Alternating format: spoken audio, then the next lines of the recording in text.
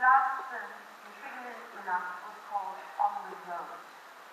His road movie, Central Station, won the Golden Bear for Best Film in 1998, and since then he was guest at the Berlinale for several times. By his own admission, our auditor decided to become a filmmaker after watching Wim Wenders' film. They connected by a deep-seated friendship, partly because they recognized themselves in each other's work.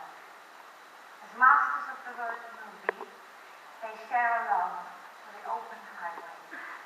Please give a very warm welcome to Walter Salles.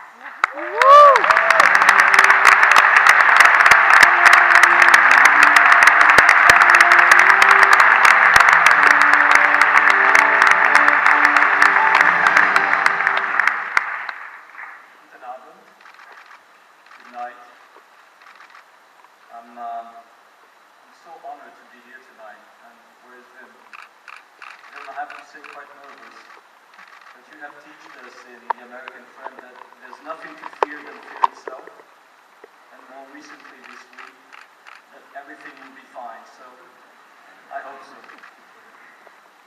Many years ago, it was raining terribly in an afternoon in Brazil, and I entered the cinema. And the film that was playing was a road movie directed by a young German director. That was Alice in the Cities. When the lights went on, I couldn't leave the seat I was on. I was glued to it. I had felt one of the most impactful emotions I had ever felt in cinema, but also in art. And then that led me to become a filmmaker. So you can sense my emotion to be here tonight to congratulate you as one of the greatest filmmakers of all time.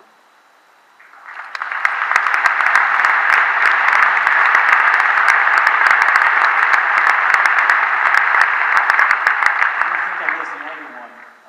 Generations and generations of filmmakers were impacted by Alice in the Cities, Kings of the Road, The State of Things.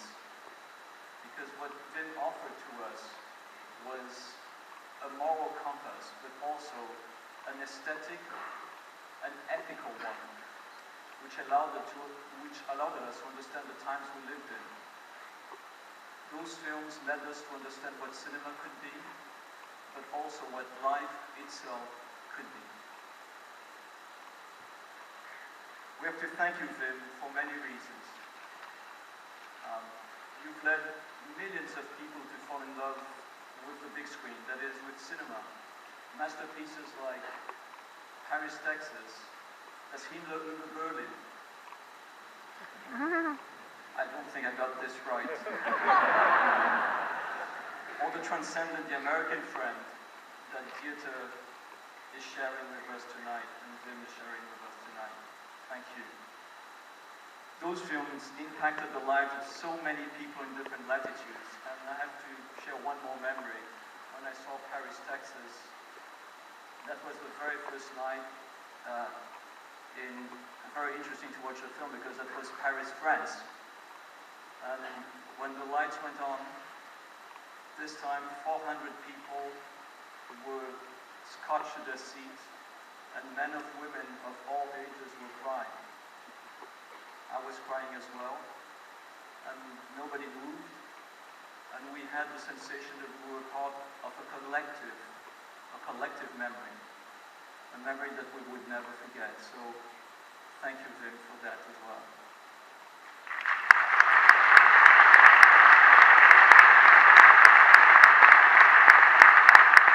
You also invited us to be more passionate about cinema than we already were, thanks to your homages to Ozu when we saw a beautiful piece of incredible Tokyo Ga here, and Nick's movie, and also to the maverick directors that you invited to be part of your films. In The American Friend, I think, we have a glimpse of the incredible Sam Fuller, of Jean Eustache, of the unforgettable Dennis Hopper, Daniel Schmidt, four great directors. And I take this opportunity to say, Lisa Kreutzer, how incredible you were in that film. Many thanks as well.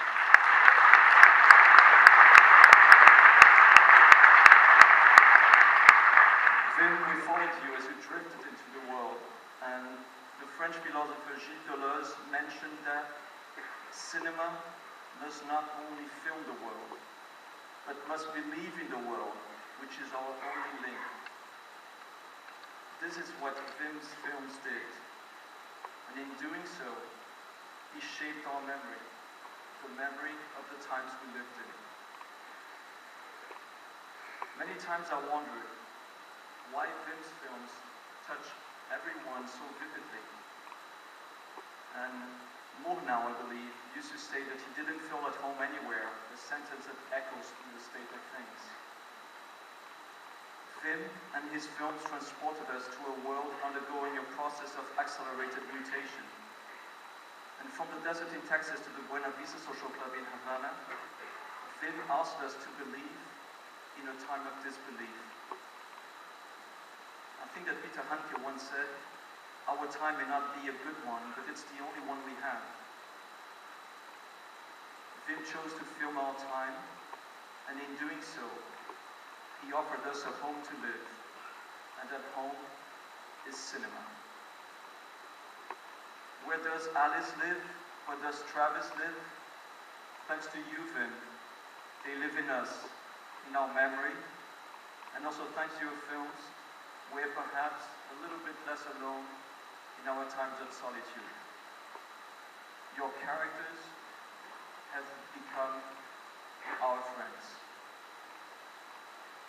Today you continue to expand the boundaries of cinema. You have invited us again to Wuppertal with the magical Pina in 3D, and you have done it again with the very sensitive and delicate everything will be fine. It takes a lot of generosity to achieve this, and in the name of everyone here, I would like to thank you. I take this opportunity to thank also the wonderful Donata, your better half, the great artist and photographer that she is, because she managed the impossible. She makes you even better than you already were.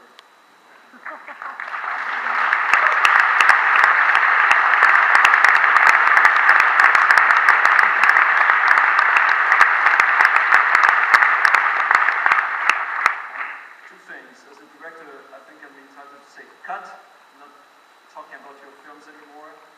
And I'm just going to say that if you forget cinema for a second, then you're one of the coolest guys I can think of. And this would be a fantastic reason altogether to celebrate you tonight.